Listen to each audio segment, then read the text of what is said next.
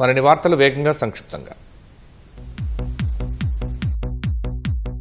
హైదరాబాద్లోని ఇందిరా పార్క్ వద్ద ఉన్న ప్రభుత్వ స్థలం ఆక్రమిస్తే చర్యలు తీసుకుంటామని GHMC Secunderabad zonal commissioner Mangatayaru స్పష్టం చేశారు. పార్క్లోని పార్కింగ్ స్థలంలో కరాటే తరగతులు నిర్వహిస్తున్నారనే ఫిర్యాదుతో తనిఖీలు చేపట్టి సామాగ్రిని తరలించారు.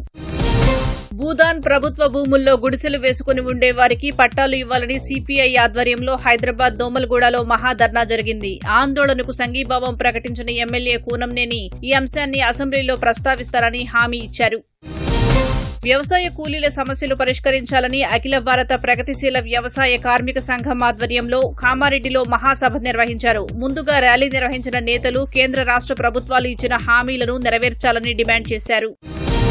స్వయం సహాయక సంఘాల సభ్యుల పేరుతో అక్రమంగా రుణాలు తీసుకుని సొంతానికి వాడుకున్న మెప్మా అధికారులపై చర్యలు తీసుకోవాలని భువనగిరిలో బాధితులు ధర్నా చేపట్టారు. కొందరు ఆర్పీలు, మెప్మా అధికారులు సుమారు 3 కోట్ల రూపాయల అవినీతికి పాల్పడ్డారని ఆరోపించారు.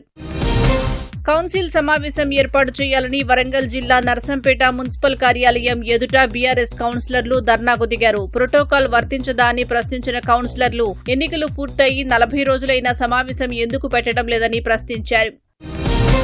రాష్ట్ర ప్రభుత్వం ఇచ్చిన హామీలను అమలు చేయాలని హనుమకొండలో ఆశా కార్యకర్తలు ధర్నా చేపట్టారు. ఏకశిలా పార్క్ నుంచి కలెక్టరేట్ వరకు ర్యాలీ నిర్వహించి కనీస వేతనం 18,000కు పెంచి బకాయిల్ని విడుదల చేయాలని జాయింట్ కలెక్టర్కు వినతిపత్రం సమర్పించారు.